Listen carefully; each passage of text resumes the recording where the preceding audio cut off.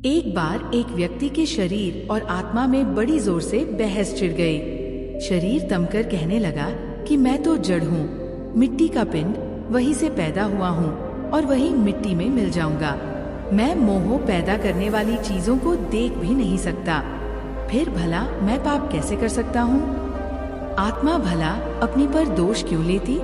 वो भी तुरंत तुनक कर कहने लगी, मेरे पास पाप करने का कोई साधन नहीं है, मैं भला कोई पाप कैसे कर सकती हूँ?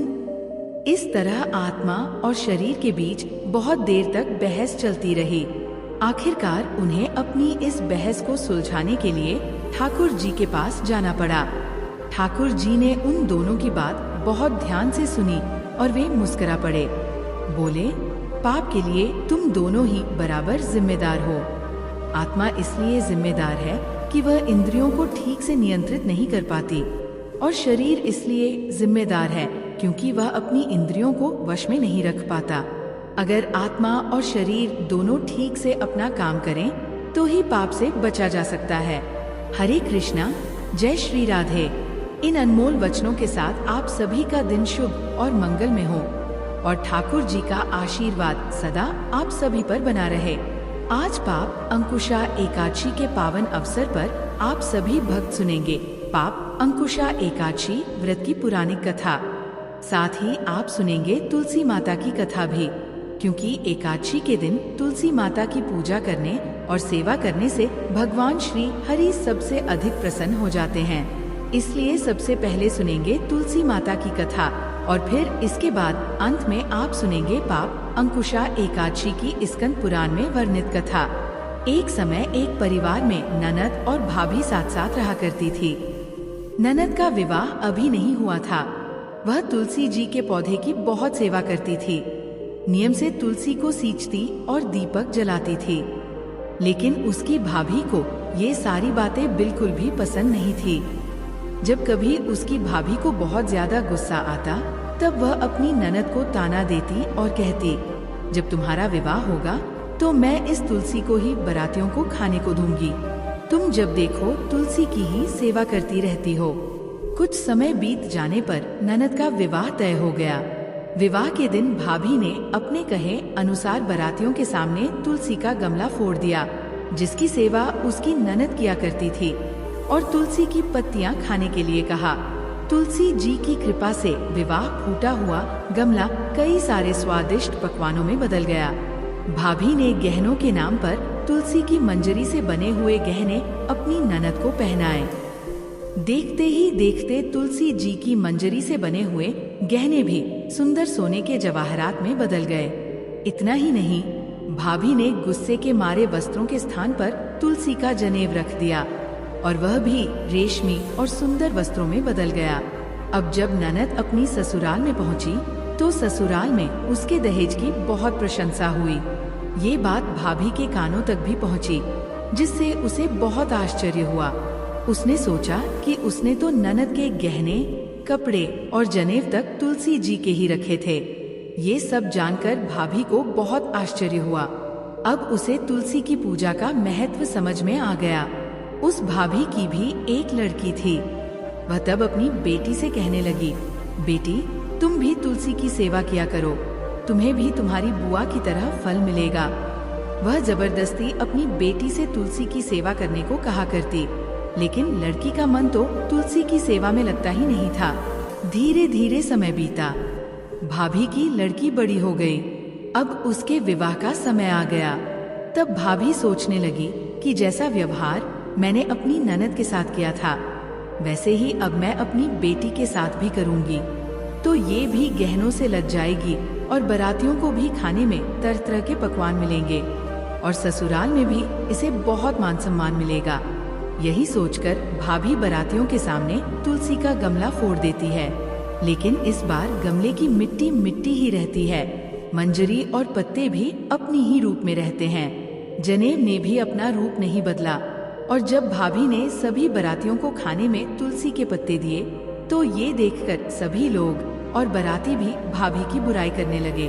भाभी ने लालच में आकर अपनी बेटी के दहेज में भी तुलसी के पत्ते और मंजरी आदि रख दिए थे। जब बेटी अपनी ससुराल पहुंची तो वहाँ पर भी उसकी बुराई ही हुई। भाभी गुस्से के मारे कभी भी अपनी ननद को नहीं बुलाती थी। एक दिन भाई ने सोचा कि मेरी पत्नी तो मेरी बहन को बुलाती नहीं है, क्यों ना मैं ही अपनी बहन से मिलकर रहूं। ये सोचकर उसने अपनी पत्नी से कहा और कुछ उपहार अपनी बहन के लिए ले जाने की बात कही। तो भाभी ने थैले में जौर भरकर कह दिया कि ये लो और कुछ नहीं है, तुम यहीं लेकर जाओ। तब भाई बहुत दुखी मन से अपनी बहन के पास चल दिया। रास्ते में वे सोचता रहा कि कोई भाई बहन को जौर कैसे लेकर जा सकता है। यही सोचकर वे गौशाला के पास रुक गया और जौर का थैला उसने एक गाय के सामने पलट दिया। तभी एक गौले ने ये सब देख लिया। तब गौले ने आकर भाई से कहा कि अरे आप गाय के सामने ये हीरे, मोती और सोना क्यों डाल रहे हो। तब भाई ने देखा तो वह हैरान रह गया। फिर भाई ने गौले को सारी बात बताई और धन लेकर खुशी खुशी अपनी बहन के घर चल दिया। दोनों भाई बहन एक दूसरे को देखकर बहुत प्रसन्न हो गए। तब बहन ने तुलसी माता से सच्चे मन से प्रार्थना की कि उसकी भाभी को सद्बुद्धि प्राप्त हो जाए और तुलसी माता की कृपा से उनके घर में सुख समृद्धि और धन के भंडार भर जाएं। तब कुछ दिनों के बाद देखते ही देखते भाभी का मन बदल गया और वे अपनी ननद को बहुत मान सम्मान देने लगी। अब वे भी सच्चे मन से तुलसी जी की सेवा करने लगी। तुलसी माता की कृपा से उनके घर में सुख समृद्धि के भंडार भर गए। उनके घर में अब कल क्लेश नहीं होता था और सभी सुख से रहने लगे। प्रेम से बोलिए तुलसी माता की जय। आश्विन माह के कृष्ण पक्ष की इंदिरा एकादशी व्रत का महात्म्य सुनने के बाद धर्मराज युधिष्ठिर की जिज्ञासा बढ़ गई। तब उन्होंने हाथ जोड़कर भगवान मत्स्योदन से पूछा कि हे मत्स्योदन, अब आप कृपा करके ये बतलाइए कि आश्विन के शुक्ल पक्ष में किस नाम की एकादशी होती है। तब भगवान श्री कृष्ण बोले, राजन, आश्विन के शुक्ल पक्ष में जो एकादशी होती है वह पापांकुशा के नाम से विख्यात है। वह सब पापों को हरने वाली और उत्तम है।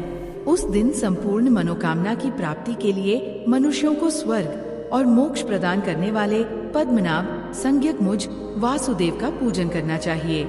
जितेंद्रिय मुनि चिरकाल तक कठोर तपस्या करके जिस फल को प्राप्त करता है वह उस दिन भगवान गरुड़ ध्वज को प्रणाम करने से ही मिल जाता है।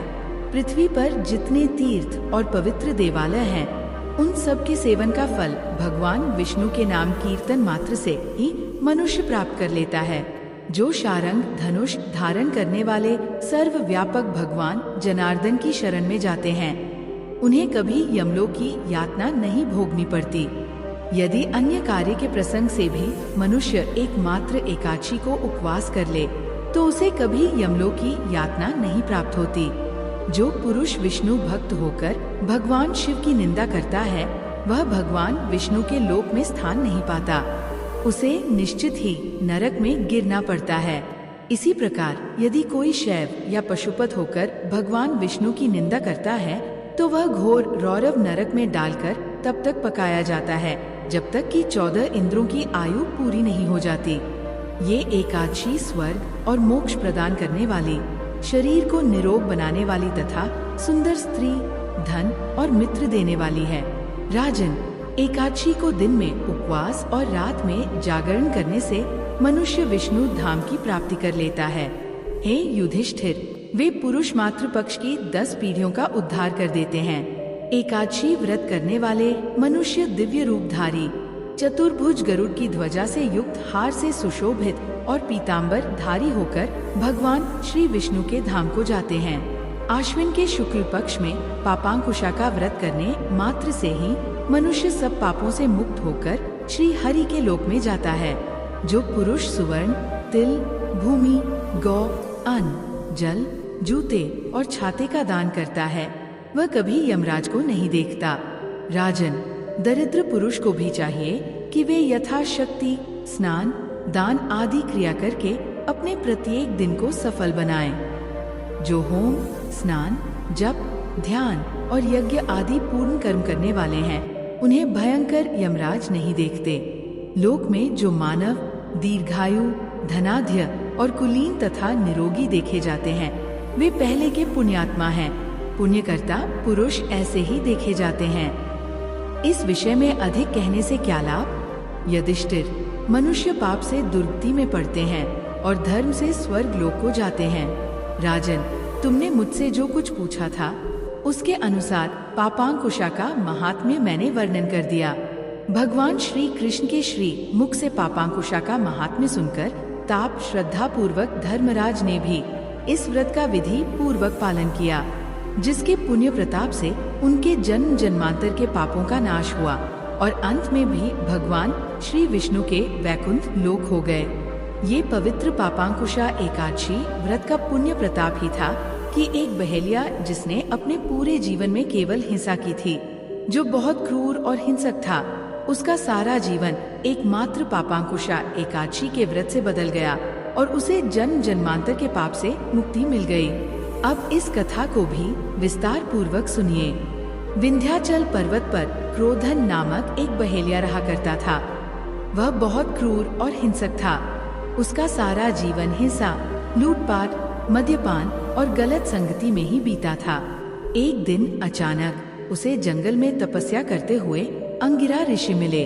उसने अंगिरा ऋषि से कहा कि मेरा कर्म बहेलिया का है। इस कारण है मुनिवर, मुझे तो न जाने कितने ही निरीह पशु पक्षियों को मारना पड़ा है।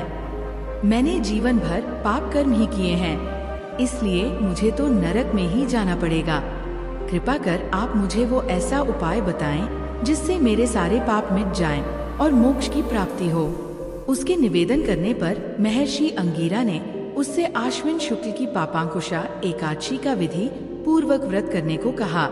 तब महर्षि अंगिरा के द्वारा बताए गए विधान अनुसार उस बहेलिये ने पापांकुशा एकादशी व्रत को विधि विधान से किया। इस व्रत के पुण्य प्रताप से उसके जीवन भर के सभी पाप नष्ट हो गए और जीवन के अंतिम क्षणों में उसे श्री हरि की कृपा से मोक्ष की प्राप्ति भी हो गई। इस प्रकार यदि पापी से पापी व्यक्ति भी अपने पापों का प्रायश्चित करते हुए पापांकुशा एकादशी व्रत करता है और इस कथा का श्रवण करता है, तो भगवान श्री हरि की कृपा से उसके सभी पाप कट जाते हैं। जिस प्रकार से बहेलिये को उसके सभी पापों से मुक्ति मिली, इसी प्रकार श्री हरि सभी को उनके पापों से मुक्ति दिलाकर अपने वैकुंठ लोक में वास देते हैं। प्रेम से बोलिए श्री लक्ष्मी नारायण भगवान की जय, श्री कृष्ण भगवान की जय। ये थी पापांकुशा एकादशी की कथा। अगर आपको ये कथा बहुत अच्छी लगी हो तो कथाओं को ज्यादा से ज्यादा लोगों के साथ शेयर करने के साथ ही वीडियो को लाइक करना मत भूलिएगा। एक व्यक्ति कई वर्षों तक अपने गुरु के दर्शन करने जाता रहा, उपदेश सुनता, सेवा करता, ध्यान का अभ्यास करता, लेकिन हमेशा उसके मन में एक कमी बनी ही रहती कि मेरे अंदर सुधार नहीं हो रहा है। गुरु ने उसे अपने पास बिठाया और उसकी समस्या पूछी। उस व्यक्ति ने कहा, जीवन तो बहुत तेजी से बीत रहा है। मुझे दीक्षा लिए 20 वर्षों से ज्यादा हो चुके हैं और इन वर्षों में मैंने अपनी तरफ से अथक प्रयास किया, लेकिन इन प्रयासों से मैं संतुष्ट कभी नहीं हुआ। मेरे जीवन का एक बहुत बड़ा हिस्सा बीत चुका है और अब दूसरा चल रहा है। मेरी उम्र लगभग 50 की हो चुकी है। मेरे बाल भी सफेद पड़ने लगे हैं। पिछले 20 वर्षों में मैंने अथक प्रयास किया, लेकिन मैं अपने आप को कहीं भी नहीं पाता।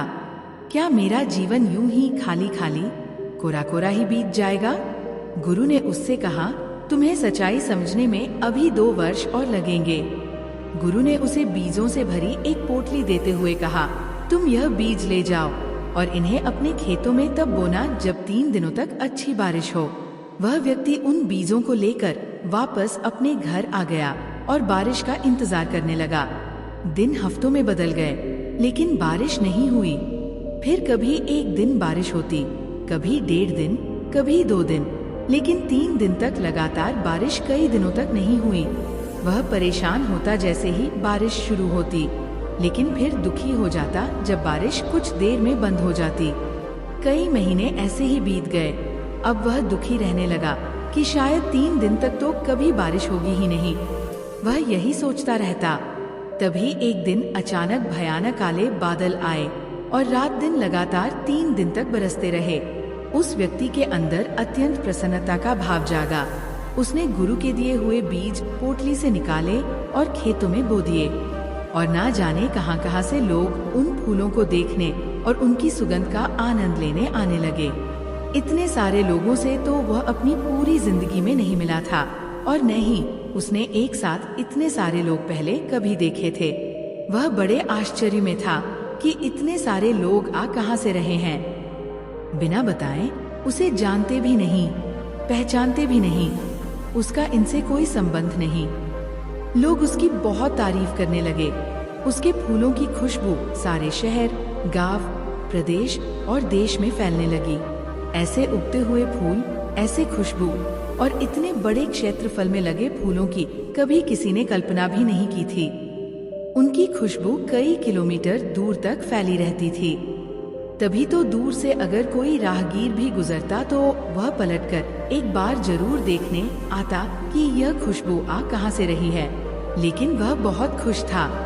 उसने उन फूलों को बेचकर बहुत धन कमाया, एक आलीशान घर बनवाया और उसमें खूब खुशी से अपने यार दोस्तों के साथ रहता, बहुत खुश रहता, लोगों से मिलता, और अब आसपास के लोगों से उसका बहुत मेल जोल भी हो गया था। वह अपने समाज का एक बहुत बड़ा मुखिया बन गया था। खूब मान सम्मान मिलने लगा था। लेकिन फिर धीरे धीरे गर्मी बढ़ने लगी। भीषण गर्मी पड़ी, फूल मुरझा गए और कुछ समय पश्चात सारा खेत सूख गया और धीरे धीरे लोगों ने आना भी कम कर दिया। अब कभी कभी कोई इक्का दुक्का लोग ही उससे मिलने आते।